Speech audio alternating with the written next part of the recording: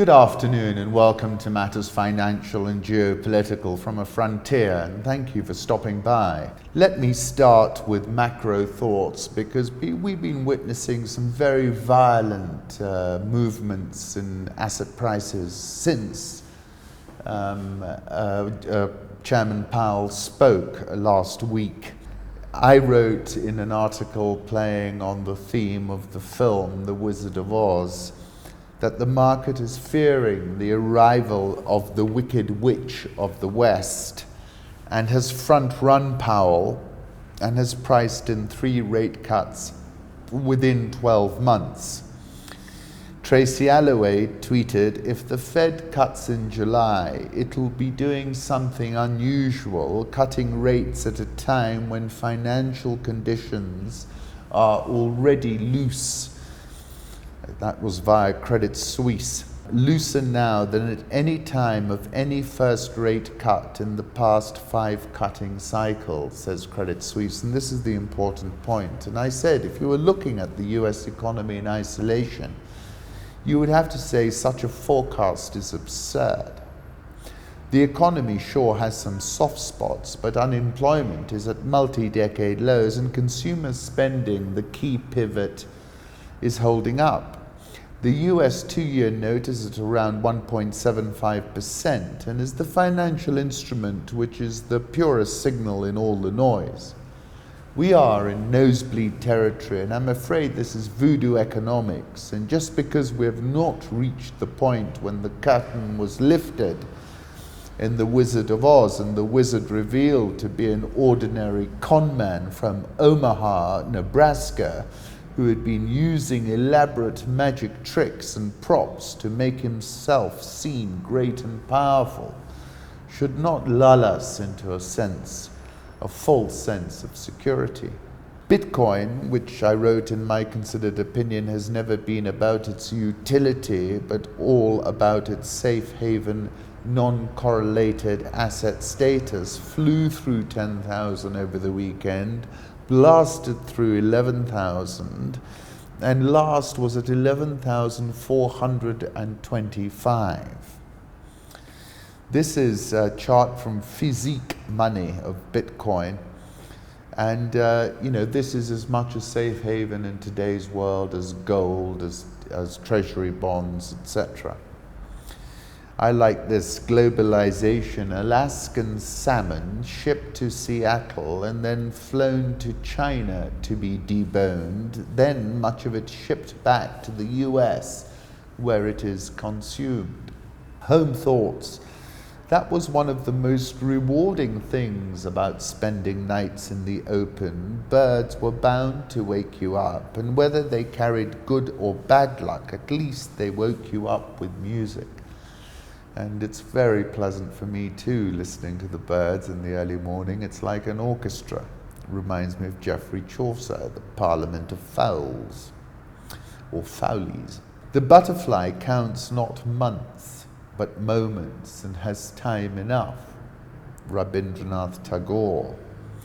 I seem to have loved you in numberless forms, numberless times, in life after life, in age after age, forever. Everything comes to us that belongs to us if we create the capacity to receive it. Every child comes with the message that God is not yet discouraged of man. And finally, men are cruel, but man is kind. Political reflections. The man accused of trying to seize control of Ethiopia's northern Amhara region was shot dead on Monday, a senior government official said. The government accused General Asamnew Tsige of masterminding gun attacks on Saturday night that killed 5 people, including the National Army's chief of staff and Amhara's state president. Asamnew was shot on Monday near Amhara's capital, Bahir Dar. The Prime Minister's secretary told Reuters, declined to give any other details. Access to the internet remains blocked. The streets of Addis Ababa appeared calm yesterday. And I've written about this, and I saw him as a very much a Virilian figure, but I think it was his sheer momentum which suppressed this kind of thing below the international radar. But now the political risk has popped over the radar in a very big way. US president has just imposed sanctions directly on an Iranian supreme leader who has been dead since 1989. Trump said Khomeini to the press. That was via Rabobank and Zero Hedge. The Iranian president Hassan Rouhani says US policy towards Tehran displays the Trump administration's despair, adding that the White House is mentally retarded. And that made me think, this mentally retarded, that Hassan Rouhani has chosen to fight the linguistic and sanction warfare specialist toe to toe in the matter of linguistics. 5th of December 2016, I was writing about how Trump is a linguistic warfare specialist who always has a nickname for people. Little Marco, there's so many of them. Iran says US sanctions on Khamenei mean the end of diplomacy. And this all follows a tour that Secretary Pompeo was making around the region. He met with King Salman yesterday and spoke about promoting maritime security in the Strait of Hormuz, and said in his tweet, freedom of navigation is tantamount. And immediately over the top of that tweet came Trump says other countries should protect their own Gulf shipping. And I take you back to the 13th of May when I said no number of Trump tweets will dampen the price in the event that the Strait of Hormuz is shut down, even after an asymmetric fashion. Brent crude, last time I checked, was at $64.04. But you see, you've got this geopolitical risk on one side, and you've got demand slowdown on the other. 4 nations in Asia account for roughly 1/4 of total global oil demand. China, 13.5 million barrels per day. India, 5 million. Japan, 3.7 million. South Korea, 2.5 million. To add to the Asian oil demand weakness, India, world's top 3 oil consumer, demand growth actually contracted year on year in April and stayed flat year on year in May. That's pretty interesting when you compare it to the GDP. And as I said, Iranians, I think, will surely manage to shutter the Straits of Hormuz, even if after an asymmetric fashion, and Persian Gulf oil shipments now cost more than $500,000 to insure. So-called war risk premiums for a standard oil cargo from the Persian Gulf, and the tanker hauling it now can cost upwards of $500,000. Earlier this year, the same premiums would have cost owners less than 1/10 of that. Despite the surge in insurance premiums, the extra cost is still a small part of a barrel of crude. Based on standard supertanker cargo, $500,000 would equate to 25 cents per barrel. And I said in June, if this Khamenei-Trump boutfest kicks off, then we could very well see a price spike. And I said one touch is the way to go. Khashoggi's killing tape has been revealed. Has the sacrificial animal arrived? An audio transcript obtained by a UN investigator reveals a minute-by-minute account of what happened. In November last year, I said Khashoggi was murdered in cold blood in an obviously Quentin Tarantino-style operation. The facts that have been presented are stranger than fiction. And my question is this: if this is how they conduct themselves on foreign soil, just imagine what must be going on at home. MBS is the alleged owner of Leonardo da Vinci's Salvator Mundi. And that Salvator Mundi shows Jesus in Renaissance dress giving a benediction with his right hand raised and 2 fingers extended, while holding a transparent rock crystal orb in his left hand. The rock crystal orb, of course, reappeared during Trump's visit to the Desert Kingdom. Artnet tell us that MBS is keeping the painting on the Serene, which is a yacht he bought for 500 million euros in 2015. While vacationing in the south of France, Bruce Rydell alleges MBS sleeps on the Serene off Jeddah because he too lives in fear of his life. In November 2017, I said the then 30-year-old Crown Prince of Saudi Arabia, MBS, arrived on the scene and immediately launched an unwinnable war in the Yemen. Venezuelans marked the anniversary of the Battle of Carabobo yesterday, and the Telesur English tweeted, Venezuela's fighting once again against imperialism amid threats of war and economic attacks. And as I said in February, the Chavez revolution was always a rebellion in the superpower's backyard, and the machine was eventually going to bring it to heel by hook or by crook. Let's go to the currency markets, where we've seen a big dollar sell-off. Euro dollar 113.82, having crossed 114. Dollar index 95.999. Japanese yen, which seems to be the key driver these days, 107.03. Swiss franc 0.9727. The pound 127.42. Australian dollar 0.6970. India rupee 69.385. South Korean won 11.5515. Brazilian real 382.73, Egyptian pound 16.7094, and the rand 14.3336. Dollar index, this is a one-year chart. I still believe we're going to turn around. I don't see the Fed cutting as much as the market does right now. Bloomberg German 10-year Bund yield falls to minus 0.33%, a new record low. 3rd of June, I was writing about how bond yields are in tilt mode.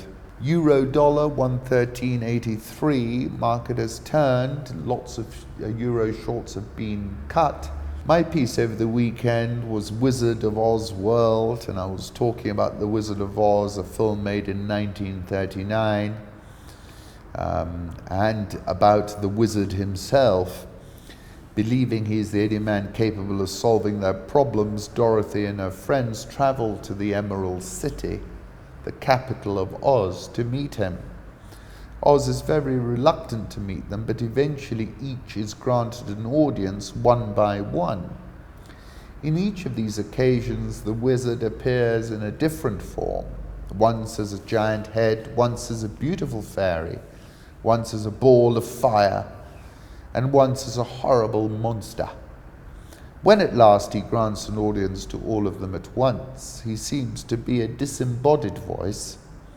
Eventually it is revealed that Oz is actually none of these things, but rather an ordinary con man from Omaha, Nebraska, who has been using elaborate magic tricks and props to make himself seem great and powerful.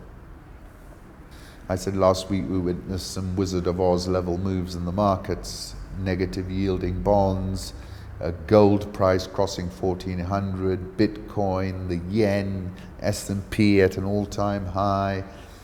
I spoke about how Trump has been browbeating Chairman Powell, even threatening him with demotion. And then I was asking, what might the Wicked Witch of the West look like? Is it the spontaneous combustion of the once mighty Deutsche Bank and a multi-trillion-dollar derivatives blow-up? Is it a war with Iran that spikes crude oil and topples the oil markets? And I said about that, think about this, a momentary blink of an eye, flash move in any of these markets would be deadly. The tariff war will be having its second truce dinner imminently. The first was in December. And my view is that, there is going to be no reconciliation. And I concluded by saying we're at the cusp of an unprecedented financial moment. How it plays out is anybody's guess. And that's exactly why safe havens from gold to Bitcoin, from the yen to the US 2-year are bid. It's exactly when the market's fear tail risks are sky high that safe havens go bid. This is a great interpretation of what I called a Wizard of Oz moment by the FT's Katie Martin. And have a read of that. It's well worth reading in full. Bitcoin and gold extend their gains as investors flee fiat currencies. Bitcoin was last at 11,380 and gold just below 1,430. The world now has $13 trillion of debt with below zero yields. We've got to keep out, it's a market out of whack. Commodity markets, gold, 1429 area. It looks overcooked to me. Blue blood worth $60,000 a gallon. The horseshoe crab is effectively a living fossil. It's been on Earth for 450 million years, but in just a few decades humans have presented what is arguably the biggest threat yet to their continued existence. In the 1960s, scientists discovered that horseshoe crab blood could be used to detect even the smallest amounts of harmful bacteria. Since then, the pharmaceutical industry has been using it to make our injections, vaccines, and surgical implants are all free from contamination. Every year along the US East Coast, 500,000 crabs are collected, cleaned, measured, and then drained of as much as 1/3 of their copper-based baby blue blood. Collections also take place across the eastern shores of Mexico and China. Demand for the blood is high. It's been called blue gold and is reportedly worth up to $60,000 a gallon. Almost 2 decades ago, the National University of Singapore created a synthetic solution that may be more effective than horseshoe crab blood at making sure our medical supplies are safe to use. It's potentially cheaper too. Let's move on to frontier markets. Frontier markets have a combined market value of $715 billion. Emerging market stocks are worth $20 trillion. Africa's output grew by 3.4% in 2018, says Afreximbank in their Africa Trade Report 2019. Africa's total merchandise trade in 2018 had a value of over $997.9 billion. WTO estimates show that the volume of global merchandise trade grew by 3% in 2018, down from 4.6% in 2017.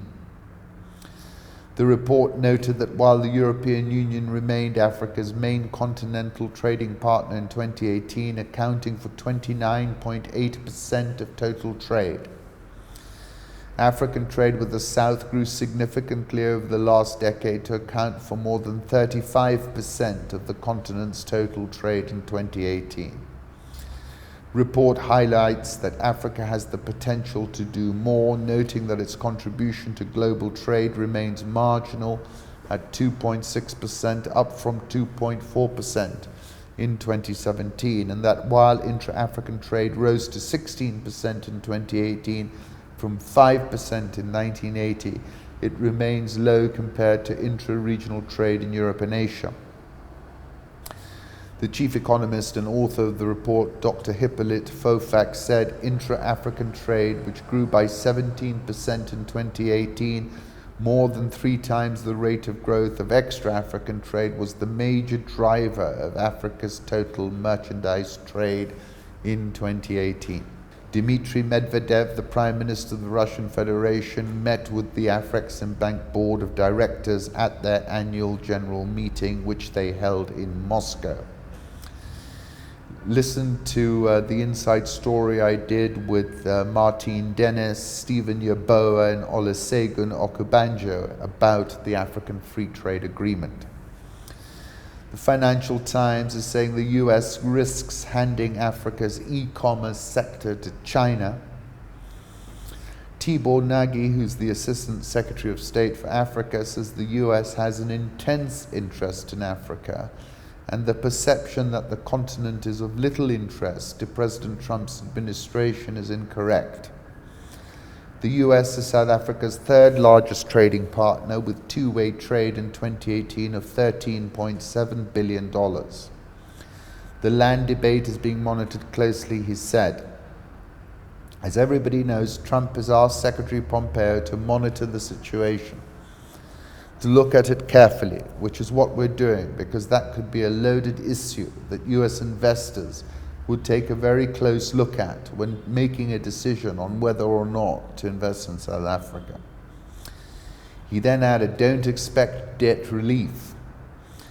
Africa is facing another potential debt crisis today, with around 40% of low-income countries in the region now in debt distress or at high risk of it, according to an IMF report released a year ago. From 2000 to 2016, China loaned around $125 billion to the continent, according to data from the China-Africa Research Institute at Washington's Johns Hopkins University. All of these countries are sovereign states, so it's for them to decide who they want to trade with, Nagy said. We feel we have an obligation to point out to them when we believe they're getting into severe economic difficulties. Mark Boland thinks this was a message potentially directed more towards holders of African Eurobonds and other debt than African governments. Don't expect debt relief, the United States warns Africa. Zimbabwe declared the interim RTGS dollar its sole legal currency. The RTGS dollar was changing hands at about 13 per dollar on the streets of Harare on Monday, while the interbank rate is 6.32. The central bank also announced a series of other measures, including raising the rate on its overnight window to 50% from 15%. Any attempt by the officials to bring a new currency would require confidence. This is why I keep using that Nouvel example. People aren't sure that there's something backing the currency. There's no way that something like this will be maintained. People will not trust the currency. It will promote more off-market activity, even more if that's possible. Monday's move has all the hallmarks of a hastily concocted measure to stop the downward spiral of the RTGS dollar against other currencies. That's the point. As I said, money is accordingly a system of mutual trust, and not just any system of mutual trust. Money is the most universal and most efficient system of mutual trust ever devised. Cowrie shells and dollars have value only in our common imagination. Their worth is not inherent in the chemical structure of the shells and the paper, or their color, or their shape. In other words, money isn't a material reality. It is a psychological construct. It works by converting matter into mind. South African all shares up 11.41% this year. Dollar Rand 14.33, big recovery from above 15. Egyptian pound 16.7. EGX 30 plus 6.38% year to date. Love this tweet, Hustle O Chide from Nigeria. Nigerian all share down 5.16% this year. Ghana Stock Exchange down 4.5% this year. A ship belonging to the Maersk Line leaves Mogadishu seaport on June 24, 2019. Maersk Line started operating at Mogadishu port in January this year. Tanzania to sell 1 million tons of corn to drought-hit Kenya. Kenya may import 1.3 million tons in the 12 months that start July, more than double the previous year's purchases. Prices of corn, which is used to make a staple food, increased as much as 70% in April from a month earlier as output dropped. So we utilize 4.7 million tons in a year, and will need to import at least 1 million tons. Acacia Mining fires off a 5,000-word rebuttal to Barrick Gold. Acacia believes that Barrick's interventions in Acacia's negotiations with the government of Tanzania, the length of time Barrick's negotiations with the government of Tanzania have taken, and the way they have managed their direct negotiations have had the effect of undermining Acacia in Tanzania. The company strongly disagrees with these views, and it's unclear on how Barrick can substantiate its proposed adjustments. Kenya, value of exports to African countries stood at 71.51 billion, a marginal 0.1% growth in the first 4 months of 2019 versus 2018. Kenya retirees may be missing out on better returns because of the overemphasis local pension fund managers place on domestic fixed income assets, according to Alan Gray.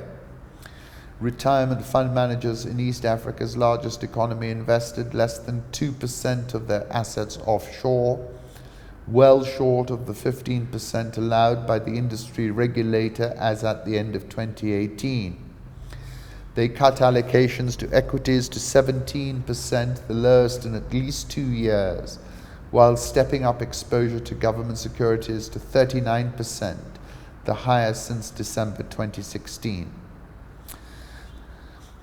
We aren't sure why there is such limited offshore investment, but we believe some home country bias preference is a factor. This can be harmful to long-term pension fund member returns, given the likelihood of better risk-adjusted returns being available offshore. Stanbic has rolled out a 20 billion shilling women-only loans program. Kenya Airways lost approximately 701 shillings every month in 2017. In 2018, this figure narrowed to 632 million a month. Nairobi All Shares up 5.17% year to date, trading on a PE of 11.59, and the NSE 20 is down 6.87% year to date. Thank you for stopping by.